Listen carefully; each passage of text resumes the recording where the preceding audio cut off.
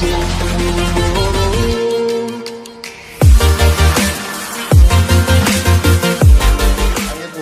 हम भारत के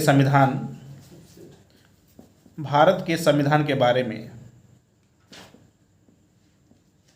काफ़ी महत्वपूर्ण बिंदुओं की चर्चा की जाएगी, जो खास करके पेट के लिए होगा। स्पेशल ये पेट के लिए होगा, जो एग्ज़ाम आगे है, इसी की दृष्टि से यह संविधान स्टार्ट किया गया है। और इस संविधान के विकास कैसे हुआ और विकास से लेकर के आज वर्तमान तक जो संशोधन हुए हैं 102-3, यहाँ तो मैं अपडेट कराऊंगा। और काफ़ी मतलब मोटा मोटा चीज़ होगी, जो काफ़ी इम्पोर्टेंट होगा और टू द पॉइंट होगा, और इधर उधर की बातें नहीं होगी। और यही मतलब ये संविधान होगा, और इससे आपका क्वेश्चन जो है काफ़ी फंसेगा। ठीक है, सबसे पहले हम देखते हैं कि इसका विकास कैसे होता है। तो सबसे पहले मैं आप लोग को इस भारत के संविधान के विकास के इतिहास के संदर्भ में हम देखते हैं उन देशों के, जिस देशों के माध्यम से यह संविधान का विकास हुआ है, उसको एक नज़र से हम मोटा मोटा देख लेते हैं कि कैसे संविधान का विकास हुआ है मेरे दोस्तों और मेरे नवयुवक। ठीक है, आते हैं, मैं आप लोगों को गेस कराऊंगा कि भारत के संविधान का विकास कैसे होता है। ठीक है, ये चीज़ होती है। आप इसको मान लीजिए कि इंडिया है, यह इंडिया है और ये पूरा यूरोप है। ठीक है, ये पूरा यूरोप महाद्वीप है, इसमें यूरोप है, जिसमें ये ब्रिटेन्स है। ठीक है, ये ब्रिटेन्स है। ठीक है, ये ब्रिटेन है, ये यहाँ पर पुर्तगाल से मान लीजिए, और ये फ्रांस, ये स्पेन है, फिर ये पुर्तगाल स्पेन है। ठीक है, पुर्तगाल स्पेन से नीदरलैंड डच है। ठीक है, ये यहाँ से जो कंपनियाँ, जो ये यूरोपीय कंट्री हैं, यहाँ से भारत में व्यापार करने के उद्देश्य से आते हैं। जैसे उनका क्रम है, पुर्तगाल है, डच है और ब्रिटिश है और फ्रांस है। ये कंपनी आती हैं, व्यापार करने के उद्देश्य से आती हैं, और सभी कंपनियों का उद्देश्य मकसद एक ही होता है, व्यापार करना। कुछ लोगों का कुछ छोटे छोटे और उद्देश्य होते हैं, जैसे कि इनका पुर्तगालियों का धर्म ईसाई का प्रचार प्रसार करना होता है। उसी क्रम में सारे होते हैं इन सारी कंपनियों का। और इसी में एक कंपनी है ब्रिटिश ईस्ट इंडिया कंपनी, जिसे ब्रिटिश ईस्ट इंडिया कंपनी है, यह गठित किया गया था। यहाँ की महारानी जो ब्रिटेन है, ब्रिटेन की महारानी एलिजाबेथ प्रथम थी, और इनके द्वारा इसका गठन 1600 ईस्वी में किया गया था। और यह 15 वर्ष के लिए इनको व्यापार करने का अधिकार, भारत में अधिकार पत्र जारी किया गया था कि जाइए आप 15 वर्ष के लिए व्यापार करिए। तो यह company east India company Bharat में व्यापार करने के उद्देश्य से आई थी, लेकिन व्यापार करते करते इनको ऐसा एक अवसर मिलता है, खास करके प्लासी का जो युद्ध हुआ था मेरे दोस्तों, प्लासी का हुआ था 23 जून 1757, और बक्सर का युद्ध हुआ था ठीक 22 अक्टूबर 1764। 22 अक्टूबर 1764 यह दोनों युद्ध यह भारत की राजनीति में ईस्ट इंडिया कंपनी को हस्तक्षेप करने का अवसर दिया, और इन्होंने भारत की राजनीति में एंट्री की। और एंट्री करने के बाद धीरे धीरे यहाँ का जो शासन है, शासन प्रशासन का संचालित करने का इनके जो छोटे छोटे क्षेत्रों पर इनका होने लगा। और यह बंगाल जो उस समय का धनाढ़ सबसे समृद्ध राज्य था, बंगाल जो था सबसे समृद्ध राज्य था, धनाढ़ था यह बंगाल, और इसी बंगाल पर इसका अधिकार धीरे धीरे होने लगा। और यह फिर ईस्ट इंडिया कंपनी की जो एलिजाबेथ यहाँ की महारानी जो प्रथम थी, इस कंपनी के बीच में देखा गया कि यह कंपनी काफ़ी मजबूत होने लगी। तो ईस्ट इंडिया कंपनी के जो ब्रिटेन देश था, यहाँ के जो महारानी एलिजाबेथ प्रथम हैं, इनको लगा कि यह कंपनी इतनी मजबूत सख्त न हो जाए कि यह हमारे पर ही आक्रमण कर दे, और इसे हमें रेगुलेट करने की आवश्यकता है। और यह रेगुलेट करने की आवश्यकता हमें इनको महसूस होने लगी। और इसी के दौरान रेगुलेट करने के ही संदर्भ में सर्वप्रथम 1773 का रेगुलेटिंग एक्ट पारित किया जाता है। ठीक है, 1773 का रेगुलेटिंग एक्ट पारित हुआ मेरे दोस्तों, 1773 का रेगुलेटिंग एक्ट। यानी कि सबसे अब इसी के क्रम में, इसी कंपनी को नियंत्रण के क्रम में ही, नियंत्रण और डायरेक्शन के ही संदर्भ में धीरे धीरे बहुत सारे चार्टर्स, एक्ट और अधिनियम पारित किए गए, और यह भारत का एक संविधान के विकास का आधार बनता चला गया। ठीक, तो इस कहानी के बाद अब भूमिका आपको बन गई है संविधान के विकास का एक आरंभिक इनिशियल पॉइंट कैसे हुआ, आप तो समझ गए होंगे। अब सबसे पहले अब संविधान के एक क्रम हम बता दे रहे हैं कि क्या क्या पढ़ेंगे आप। इसमें पढ़ने का एक स्ट्रेटजिक एक क्रम क्या होगा, जो एक मतलब कि आप मेंटली जो मैप होता है बनता जाएगा, और आराम से जो आसानी से कंठस्थ होता चला जाएगा माइंड में। सबसे पहले इसको हम पढ़ेंगे, संविधान के ऐतिहासिक होता है, संविधान के ऐतिहासिक होता है विकास की पृष्ठभूमियाँ। ठीक है, पृष्ठभूमि कैसे भारत का संविधान का विकास हुआ है, इस पृष्ठभूमि सबसे पहले हम काफ़ी महत्वपूर्ण इंपॉर्टेंट हैं। कुल लगभग 13 मतलब होता है 13 आपको मैं एक्ट पढ़ाऊँगा, जो ब्रिटिश ईस्ट इंडिया ब्रिटिश मतलब कि ब्रिटेन के द्वारा, ब्रिटेन की जो पार्लियामेंट है दोस्तों, उनके द्वारा ये पारित किए गए थे। इसमें हम देखेंगे, इसमें सबसे पहले इसमें हम देखेंगे आपको 1773 का रेगुलेटिंग एक्ट, ठीक। 1700 फिर 81 में आया था एक इस रेगुलेटिंग एक्ट, इसी के एक संशोधन के संदर्भ में आया था, जिसे एक्ट ऑफ सेटलमेंट के नाम से जाना जाता है। फिर 1784 का देखेंगे, जिसे पिट्स इंडिया एक्ट के नाम से जाना जाता है। फिर 1700 देखेंगे आप 1793 का एक्ट देखेंगे। फिर 1793 के बाद 1813 का देखेंगे दोस्तों। फिर 1833 का देखेंगे। फिर 1853 का देखेंगे। फिर इसके बाद आप देखेंगे 1909, 1892 देखेंगे एक, और ख़ास इंपॉर्टेंट है 92। फिर 1909 का देखेंगे, और 1919 देखेंगे, 1935 देखेंगे, और 1947 देखेंगे दोस्तों। इतने एक्ट आप देखेंगे, खास इसमें वही पॉइंट बताए जाएंगे जो काफ़ी इंपॉर्टेंट है और बार बार एग्जाम में पूछे ही जाते हैं उन चीज़ को। अब इस ऐतिहासिक पृष्ठभूमि विकास इतना आप देखेंगे इसमें। इसके देखने के बाद आप इतनी चीज़ जब देख लेंगे दोस्तों, जब ये देख लेंगे ऐतिहासिक पृष्ठभूमि आप देख लेंगे, उसमें बताए दिए हम कि क्या क्या आप देखेंगे। पृष्ठभूमि देखने के बाद आप देखेंगे कि संविधान सभा का निर्माण कैसे होता है। फिर संविधान सभा, और इस संविधान सभा क्या थी? सभा का मतलब ये संविधान को उद्देश्य से बनाई गई सभा थी, इसलिए उसे संविधान सभा कहा जाता था। और इस संविधान सभा में, और भारत के संविधान, इतना बड़ा संविधान जानते हैं कि विश्व का सबसे बड़ा लिखित संविधान है। तो ये संविधान सभा इससे बनाई थी, किसी एक व्यक्ति का काम नहीं था, पार्टिकुलर कोई एक व्यक्ति इतने बड़े कार्य को नहीं कर सकता है, तो इसलिए सभा बनाई गई। इस सभा में बहुत सारी समितियां थी और बहुत समितियां बनाई गई थी, और ये समितियां खुद अपने कदमों से चल करके विश्व के विभिन्न देशों में पहुंचती हैं और वहाँ के दस्तावेज, वहाँ के संविधानों का अध्ययन करती है। और भारत की जो सांस्कृतिक विविधता जो यह इतनी फैली हुई है, इतना बड़ा भौगोलिक क्षेत्र है, और इसके जो बीते हुए घटनाएं थी, जो वर्तमान और भविष्य की घटनाओं के संदर्भ में और उन प्रावधानों से मिलते जुलते उसमें मॉडिफाइड करके भारत के संविधान को लिखित किया गया था, और बहुत बड़ा एक दस्तावेज तैयार किया गया। ठीक, दूसरी बात है, अब इसमें तीसरी आप देख लेंगे समितियां। फिर चौथी इसमें देखेंगे कि विभिन्न देशों से स्रोत है। भारत के संविधान में जो स्रोत लिए गए, कहाँ से, किस देश से, किस देश से, उसको देखेंगे। ठीक, फिर पाँचवीं पॉइंट में हम देखेंगे, फिर इसके आप प्रस्तावना को देखेंगे। प्रस्तावना जो है पंडित जवाहरलाल नेहरू द्वारा रखा गया था, उद्देश्य का प्रीएम्बल्स। फिर इसके बाद आप देखेंगे, प्रस्तावना के बाद भारत संविधान की विशेषता बताएंगे आपको। फिर आप 22 भाग की बात करेंगे इसमें। फिर इसमें आप 22 भाग देखेंगे, अनुच्छेद क्रम से इसी के अंतर्गत 395 देखेंगे। और इसके बाद अनुसूचियाँ देखेंगे, 12 वर्तमान में, मूलतः जो 8 थी, वर्तमान में 12 अनुसूचियाँ देखेंगे। ठीक है, फिर इसके बाद आप देखेंगे पूरी, फिर यह पूरी व्यवस्था होने के बाद आपको लास्ट में मैं संशोधन बताऊंगा, जो 1 से लेकर के काफ़ी इंपॉर्टेंट होगा, 103 तक वर्तमान तक अपडेट होगा। इतने चीज़ें संविधान में है। आइए हम आपको क्रम से एक एक पॉइंट को बताते हैं। आइए दोस्तों, इस पार्ट में हम भारत के संविधान के इतिहास की पृष्ठभूमि को देखते हैं, और कुल धैर्य बना के रखिएगा, काफ़ी इंपॉर्टेंट है, इतने एक्ट को देखना है, देख लीजिए मोटा मोटा। 1773 का रेगुलेटिंग एक्ट, 1784 का, 1793, 1813, 33, 53, 1858 का बाल शासन अधिनियम, 1861, 1892, 1909, 1919, 1935 और 1947 बाल शासन अधिनियम। यहाँ तक देखेंगे इस पार्ट में, और इसके बाद आगे देखा जाएगा।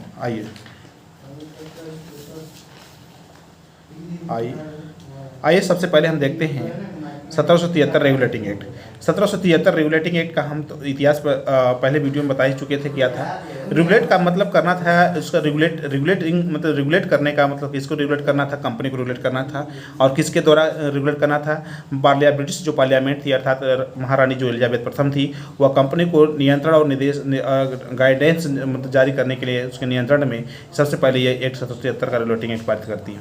और इसमें क्या प्रदान किया गया था? देखिए, जो उस समय बंगाल का जो गवर्नर थे, बंगाल का गवर्नर था, जो बंगाल का गवर्नर था, इस गवर्नर का नाम बदल के ठीक बंगाल के गवर्नर जनरल का नाम एक पद बना दिया गया, और यह अर्थात बंगाल के गवर्नर को बंगाल का गवर्नर जनरल कर दिया गया था। यह पद है, यह एक पद है, जो पद है जिस तरह वर्तमान में राष्ट्रपति राज्यपाल का पद है, ठीक उसी तरह यह भारत के गवर्नर जनरल का यह पद हुआ। और इस पद पर बैठने वाला जो प्रथम व्यक्ति है दोस्तों, लॉर्ड वारेन हेस्टिंग हैं, लॉर्ड वारेन हेस्टिंग्स हैं।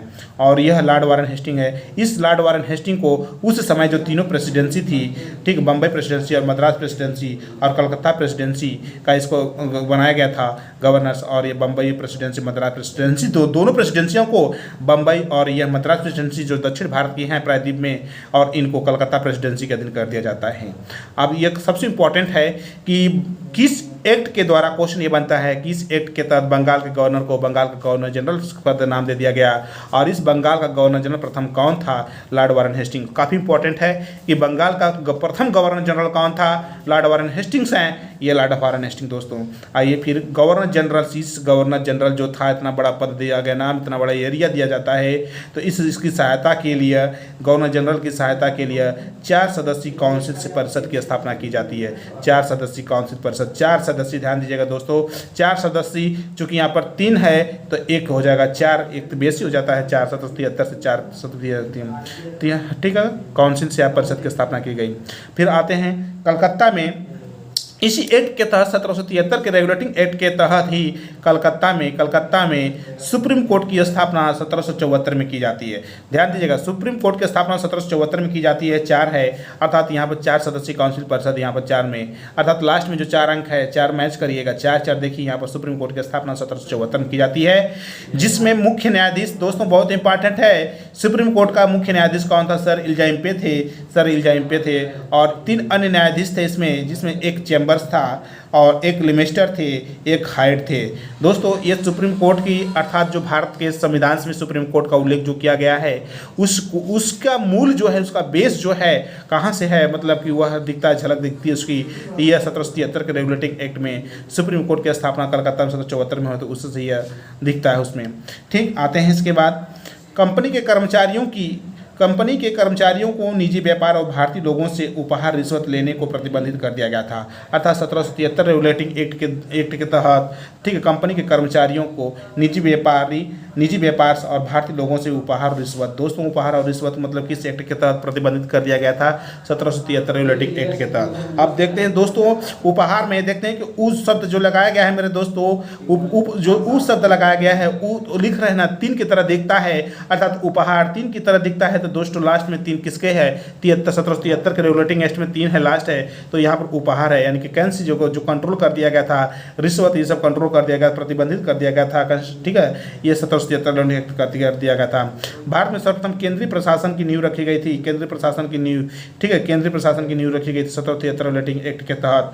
भारत में कंपनी के शासन के लिए पहली बार जो लिखित संविधान प्रस्तुत किया गया था, पहली बार भारत में कंपनी के शासन के लिए, देख रहे हैं, एक लिखित दस्तावेज है पूरा, और पहली बार जो क्या किया गया था, लिखित संविधान प्रस्तुत किया गया।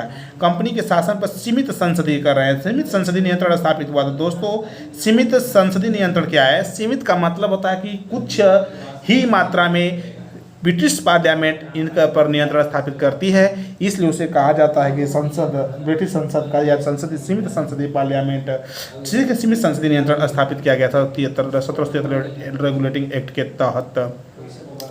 आइए देखते हैं फिर से एक बार इसको कि इसमें क्या क्या इंपॉर्टेंट चीज़ है। आप तो इसको समझ गए कि 1773 रेगुलेटिंग एक्ट के तहत क्या देखना है। बंगाल का गवर्नर का जो गवर्नर बंगाल गवर्नर जनरल पद नाम दिया गया था, इसको देख लेना है कि इसके तहत दिया गया था। इसका प्रथम व्यक्ति कौन हुआ था? लॉर्ड वारन हेस्टिंग्स को देख लेना है, ये इंपॉर्टेंट है, ये सबसे इंपॉर्टेंट दोस्तों, ये देख लेना। फिर इसके बाद 4 सदस्य, इसको देख लेना, 4 सदस्य जो सहायता के लिए आया था। फिर ये इसी के तहत ये कलकत्ता में सुप्रीम कोर्ट की स्थापना 1774 की, ये इंपॉर्टेंट है। इसका मुख्य न्यायाधीश कौन सा है? सर इल्जाइम्पे हैं, सर इल्जाइम्पे इसके मुख्य न्यायाधीश हैं। इसमें 3 अन्य न्यायाधीश हैं, नाम देख लीजिएगा, चूंकि पेट है, बहुत फैक्ट कोर्ट तथ्य पूछता है, इसलिए इसमें इसको बहुत बारीकी से एक बार एक नज़र से देख लीजिएगा कि सर इल्जाइम्पे हैं, चैम्बर्स, लिमेस्टर, हाइड्स हैं। और यह उपहार और रिश्वत नियंत्रण करने का उपहार जो बता रहे थे, इस तरह से उपहार जो 3 से 3 दिख रहा है हो गया। केंद्रीय प्रशासन से यह पहली बार लिखित संविधान से यह सीमित संसद नियंत्रण स्थापित हो जाता है।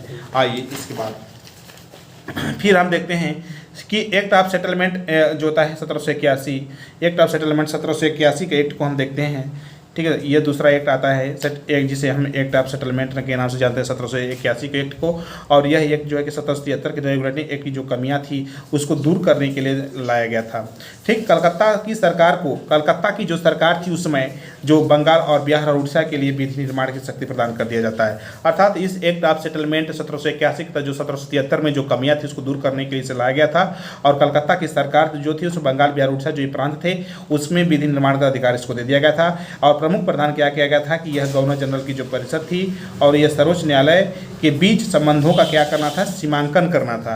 देख रहे हैं कि यहाँ पर कैसे विभाग इसको अलग अलग कर दिया जाता है, गवर्नर जनरल की जो परिषद की और सर्वोच्च न्यायालय था, इस बीच जो संबंध है उनका सीमांकन किया गया था। एक मतलब मोटा मोटा यह लाइन का मतलब उसके निर्धारित कर दिए गए थे कि आप इसमें हस्तक्षेप नहीं करेंगे और इसके कार्य में आप हस्तक्षेप नहीं करेंगे। और साथ साथ देखते हैं इसके द्वारा सर्वोच्च न्यायालय पर रोक लगा दी गई कि सर्वोच्च न्यायालय पर देखिए रोक क्या लगा दी गई है 1781 एक्ट के तहत कि वह कंपनी के कर्मचारियों के विरुद्ध कार्रवाई नहीं कर सकता है। वह कंपनी के जो कर्मचारी हैं उसके विरुद्ध कार्रवाई नहीं कर सकता है, मतलब सर्वोच्च न्यायालय और सरकार दोनों को भारत के सामाजिक, धार्मिक और रीति रिवाजों का सम्मान करने का निर्देश दिया गया था।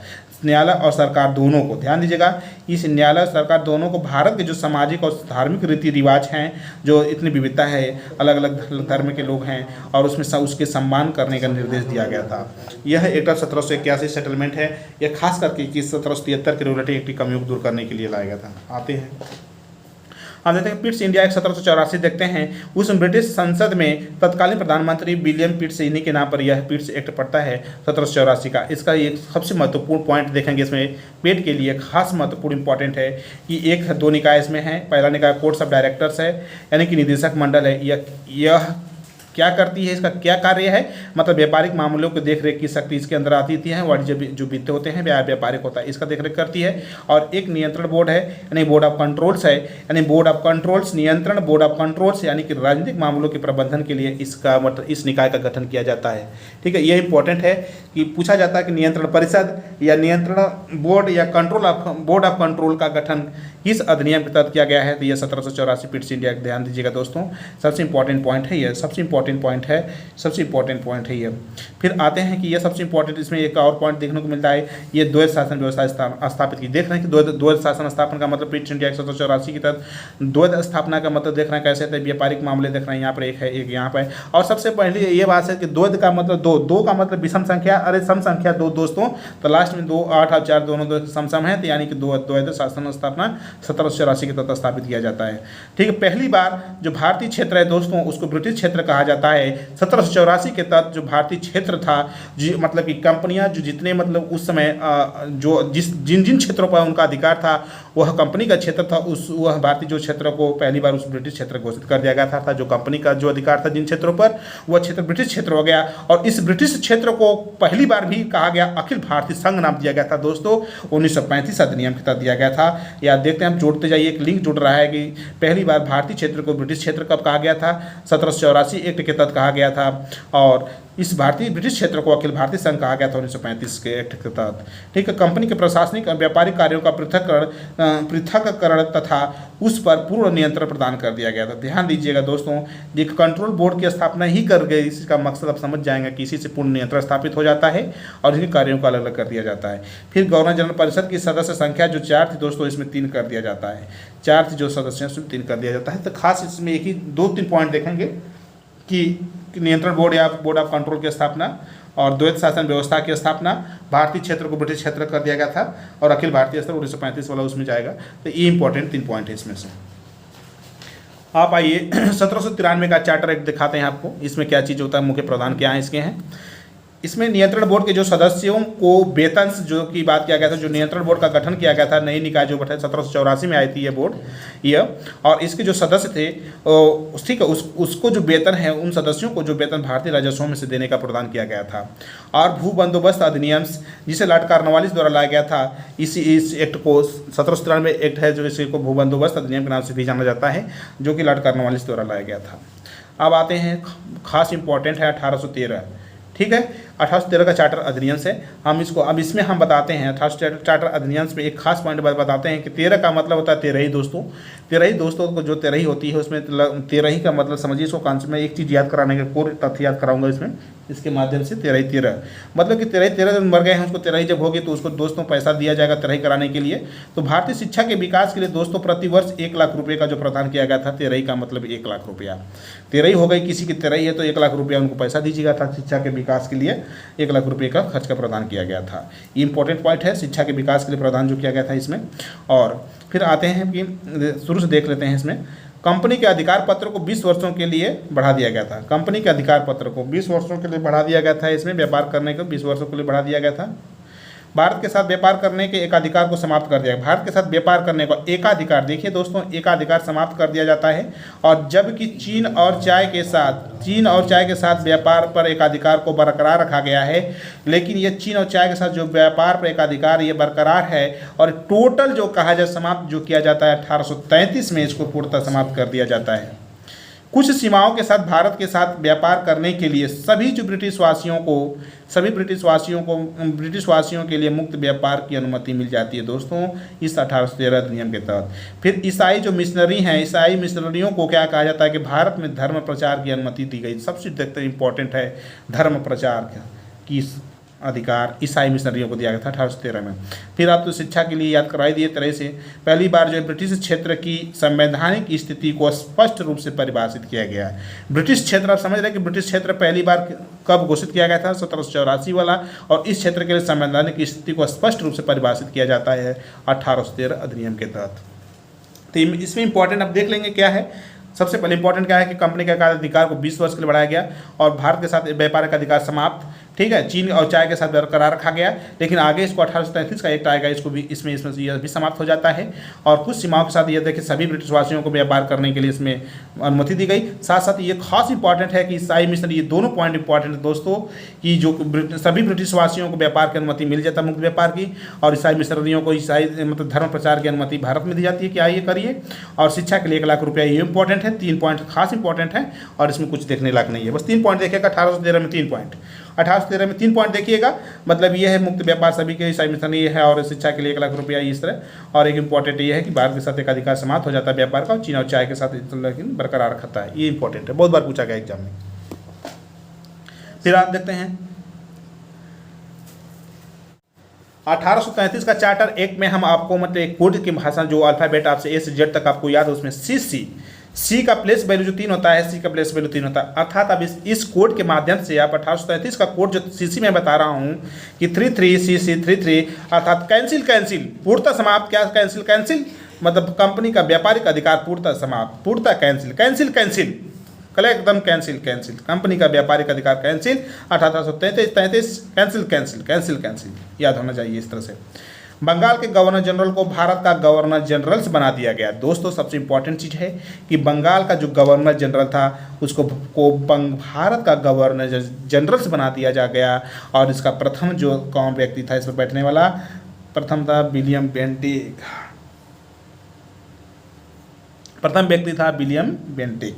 ये इंपॉर्टेंट है, इसको याद करके रखिए। 2 पॉइंट याद करिएगा, पहले जो बताया 2 लाइन इसमें कि कैंसिल से आपको याद होना चाहिए कि सी फॉर 3, सी का जब ABC पढ़ेंगे तो 3 नंबर पर आता है 3, जो सी का 3 यानी कि तीसरी प्लेस वैल्यू सी का 3 होता है प्लेस वैल्यू सी का। इसी तरह हम दोनों को कैंसिल कर देंगे, ये सेट हो जाएगा माइंड में। हाँ कि कंपनी का व्यापारिक अधिकार जो एक अधिकार पूर्णतः समाप्त, पूर्णतः कैंसिल कंप्लीट कैंसिल। दोस्तों पूर्णतः कैंसिल का मतलब कंप्लीट कैंसिल, अब तो याद हो जाना चाहिए, भूलना नहीं चाहिए। Complete cancel, CC complete cancel. ठीक है, अब आइए भारत के गवर्नर जनरल को भारत का गवर्नर जनरल से बना दिया गया और प्रथम जो थे विलियम बेंटिक हैं। फिर कानून बनाने की शक्ति गवर्नर जनरल को कानून बनाने की शक्ति गवर्नर जनरल को दी जाती है और ये सभी नागरिक और सैन्य शक्तियाँ प्रदान की गई थी। अर्थात कानून बनाने की शक्ति जो गवर्नर जनरल को दी जाती है और कौन कौन सी शक्तियाँ उसको प्रदान कर, सभी नागरिक होती है और सैन्य शक्तियाँ, ठीक है, इस गवर्नर जनरल को प्रदान कर जाती है। जैसे कि सभी नागरिक और सैन्य शक्तियाँ जैसे भारत के वर्तमान में राष्ट्रपति को प्राप्त है, उसी तरह ठीक इस गवर्नर जनरल को दे दिया जाता है सारी शक्तियाँ। ठीक, प्रशासनिक मामले में केंद्रीकरण की नीति अपनाई जाती है। ठीक है, इस तरह से। और गवर्नर जनरल की परिषद में सदस्य जो 3 थे और चौथा जो सदस्य 3 थे और चौथा सदस्य इसमें जो नियुक्त किया जाता है दोस्तों वो विधि सदस्य होता है। चौथा सदस्य विधि सदस्य होता है इसमें। ठीक है, इसमें चौथे सदस्य के रूप में विधि सदस्य, चूंकि हम देखते हैं कि 1833-37 का चार्टर एक्ट है दोस्तों। 1833 का चार्टर एक्ट है 3-3-3-3 यानी कि सी कंप्लीट कैंसिल। ठीक है, यहाँ पर गवर्नर जनरल से विलियम बेंटिक है और यहाँ पर 3 था एक चौथा कर दिया विधि सदस्य। आप आइए, गवर्नर जनरल की परिषद को राजस्व के संबंध में पूर्ण अधिकार प्राप्त था।